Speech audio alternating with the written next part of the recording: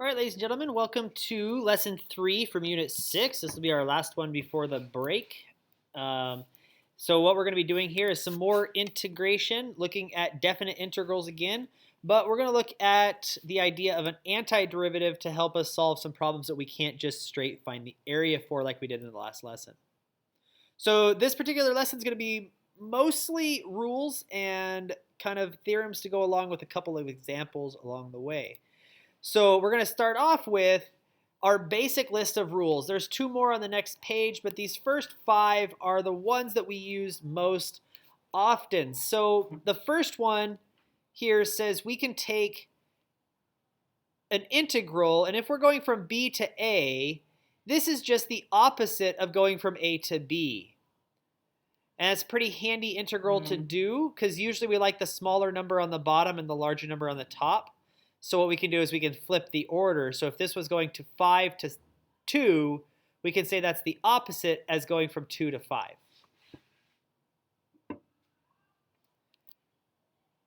Zero, this one is kind of interesting if you think about it. This one's asking to do the integral from a to a.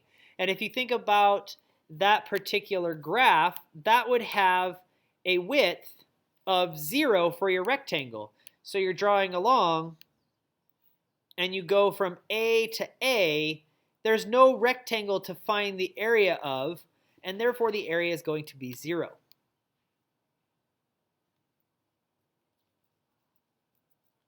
If you are multiplying by any number k inside of here, any constant value, let's say you had the integral from 2 to 5 of 6x dx, you could actually say that's 6 times the integral,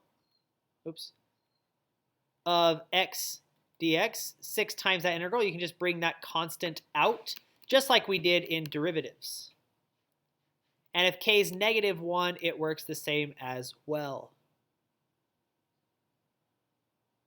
That way you can make the positive function. The sum and difference, if you have the integral of a sum or difference, you can break it up into the sum or difference of separate integrals, which again makes some problems much simpler. But again, it's almost exactly like our derivative rule said. If we have a derivative of different pieces, we can find the derivative of each piece separately over a sum. And I briefly mentioned this in the last video, or in the last lesson. I could take a interval from A to C and break it up into 2 subintervals, AB and B to C. So if I wanted to find the area under this curve from A to C, I can find some value B inside here and say, let's find the integral from A to B and add it to the integral from B to C. So splitting this up into 2 pieces. Now, this is really only going to be handy for very specific problems. We're actually going to show one here coming up as we get farther in here. All right, so the next set of rules here, the last two here, are kind of more handy when it comes to the very specific type of problem. So in number 6, it says if you're given the maximum and the minimum on a function f, then the integral, notice what this is saying, the integral from a to b is bigger than the minimum times b minus a, and the maximum, and smaller than the maximum times b minus a. So if you think about that, that should really make sense. If we are integrating from a to b, let's say this is the minimum value, there's your maximum value. The first minimum of f times b minus a, well, that's this rectangle here. And you'll notice that that's less than the total area from a to b.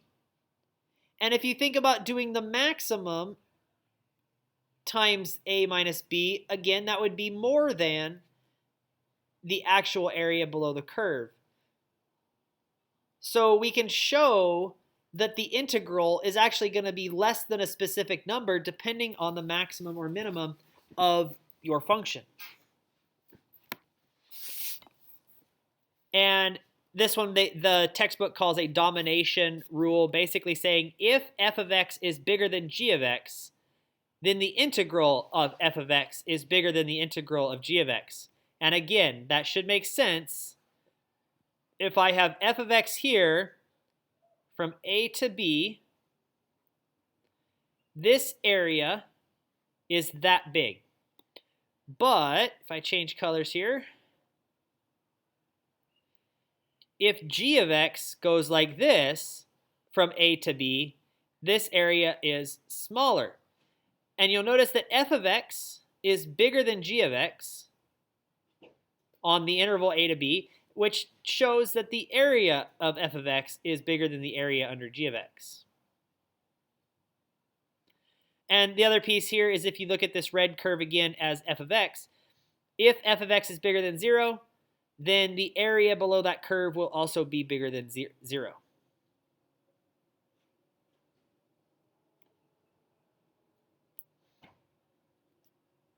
All right, let's go ahead and look at a couple examples. So here is some statements and 6 questions. You're given that f of x on the interval from -1 to 1 has an area under that curve of 5, and the integral of f of x from 1 to 4 is equal to -2, and the integral from -1 to 1 of h of x is 7. And we want to be able to answer these questions if we can. So this says if possible. So if I wanted to think about question A says let's find the integral from 4 to 1.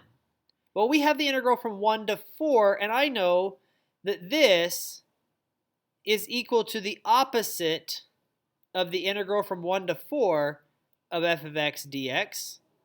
And since the answer is -2 for that statement, it's the opposite of -2, so it's 2. Right? It's as easy as that. For B, it says going from -1 to 4. Well, I know that the integral from -1 to 4 can be broken up into the interval from -1 to 1 and the interval from 1 to 4. And I know what those two answers are. I know the integral from -1 to 1 is 5, and I know the integral from 1 to 4 is -2. So my sum is 3. And we go on to number C here, or letter C, integral from -1 to 1. I'm going to throw 2 rules at us here. The first one says this thing can be broken up into separate integrals.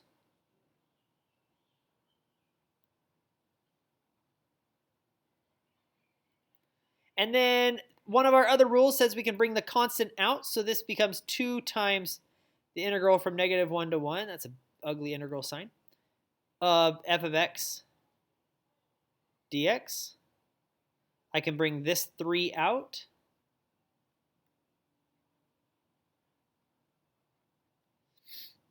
And then I can look at the pieces that I've been given.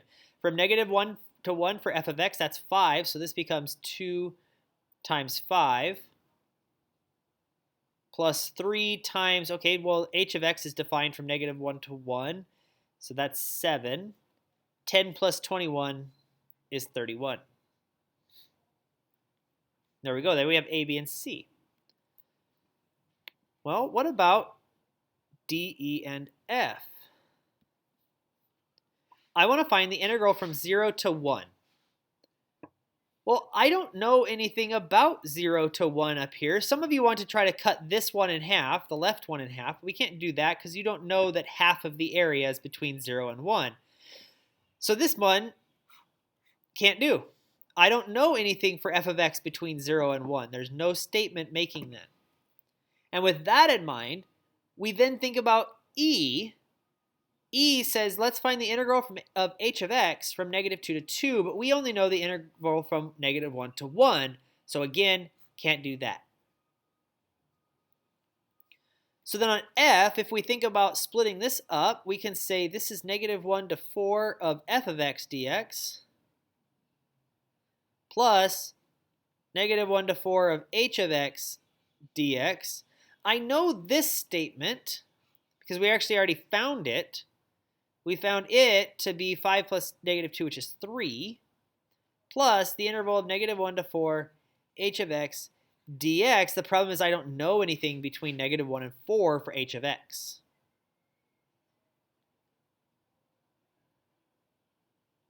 So this would be your answer, or you would say there's not enough information. You can simplify the first piece, the f of x piece, but not the h of x piece. All right, how else can we use these rules? Let's erase this screen here.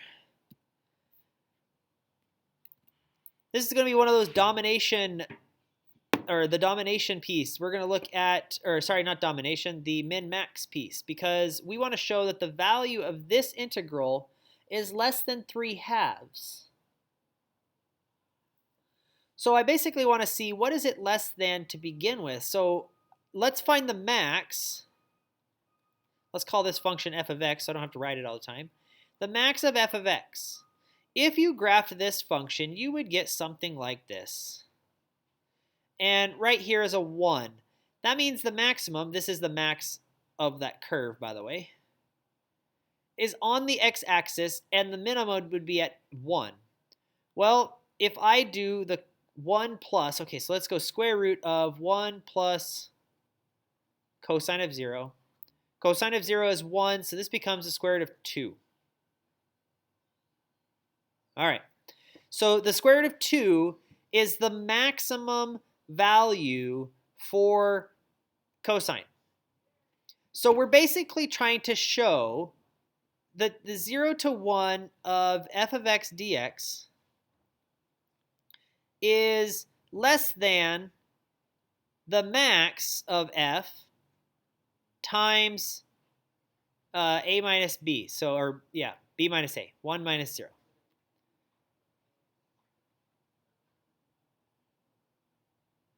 Oops.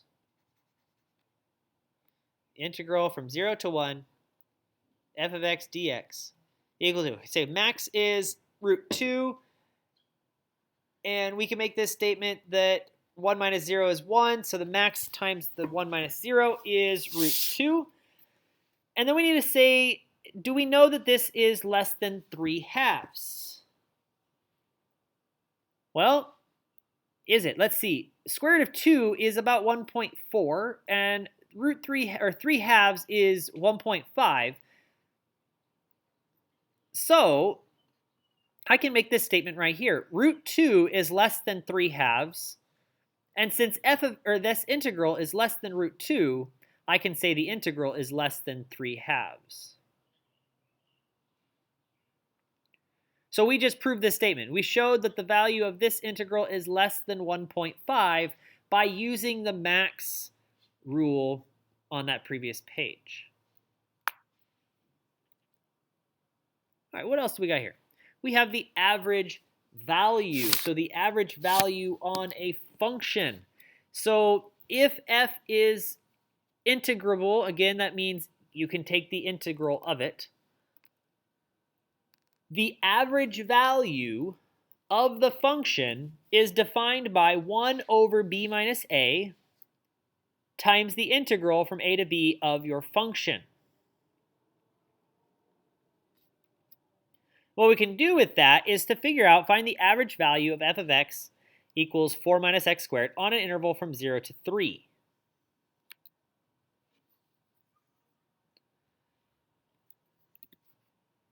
So we would find that the average value is 1 over 3 minus 0 on the interval from 0 to 3 of 4 minus x squared dx. If you were to plug this into your calculator, go ahead and do this. If you were to plug this into your calculator, you would get, let's see here,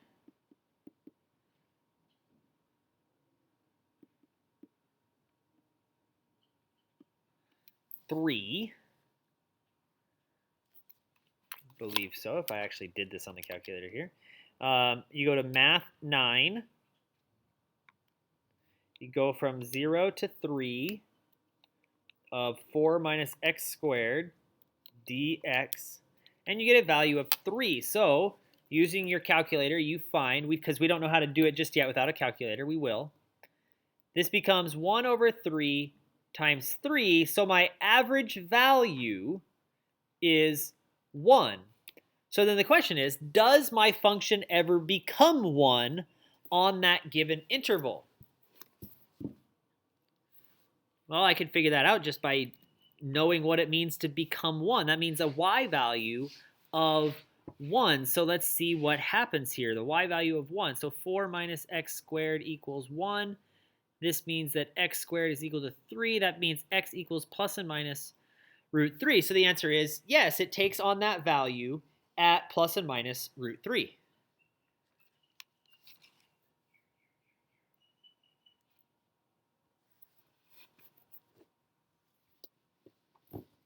All right. Going along with the mean value, we actually have a mean value theorem. You might remember the intermediate value theorem, the IVT. This is the MVT. It's so well used that it actually gets the acronym, and we use it all the time as MVT. For definite integrals says that if f is continuous, then at some point c, we get that value. We actually just did it. We basically proved that it had to happen. Well, we didn't prove it. We showed that it happened for the last problem there, right? This problem here at the bottom. We proved that we showed that it works for this problem, but it actually is so well known that it's actually a theorem stating that there obviously was a point in which the function had to equal the average value. It just had to happen. This is one to remember. This shows up on AP exams quite often, the MVT, the mean value theorem, basically saying that there has to be some point that takes on the average value, or on the average value. All right, so let's connect this stuff all together. We looked in the last unit at something called an antiderivative. We basically said things like this. If I was to give you a function x squared plus x minus 1, and I said, hey, this actually was some sort of derivative, what could the original function have been? Or what could it have been? Well, we said, okay, if this had to be the derivative, we said, okay, well, it's x cubed over 3 plus x squared over 2 minus x. And that function right there has the derivative of f prime here. However, we always had to plug in this plus c because there could be a constant out here. And then we usually went farther and said, okay, well, if x was 2, y was 3, and we had to solve for c. Now, that actually is the antiderivative of f prime here. And the antiderivative actually connects into integrals because the integral is like finding the antiderivative and then plugging numbers in. Oops, let's erase that numbers there. So the first thing that we had to make sure we noted is something that happens on page 289 in your textbook. Under Exploration 2, they actually have us work through how to find the derivative of an integral. And it turns out that the derivative of the integral from a to x is the function f of x, which leads to the fact that the integral is an antiderivative of f. So if we go from a to x, or 2 to x, or 3 to x, whatever, a to x, the integral from a to x of f of t dt is big F of x, so the antiderivative, plus c, which leads us to this very important statement. All of this leads us to finding antiderivatives, evaluating this stuff so we can do it by hand without the need of a calculator. So if I were to try to solve this problem here, we would think, all right, what is the antiderivative of sine of x? Okay, we know the derivative of cosine is sine, so the derivative of negative cosine will give me positive sine. So what we do here is we say, okay, the antiderivative of sine of x is negative cosine, and we have to evaluate from 0 to pi. So what we need to do is the first value in the antiderivative, so it's negative cosine of pi, minus negative cosine of 0.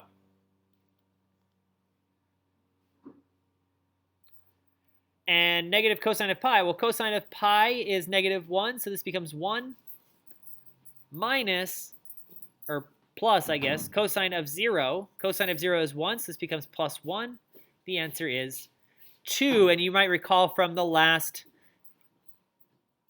lesson, I talked about the area under the curve from 0 to pi is 2. In the last lesson, we had to define that bubble as 2. In this, we now just proved it using the antiderivative and the integral from 0 to pi.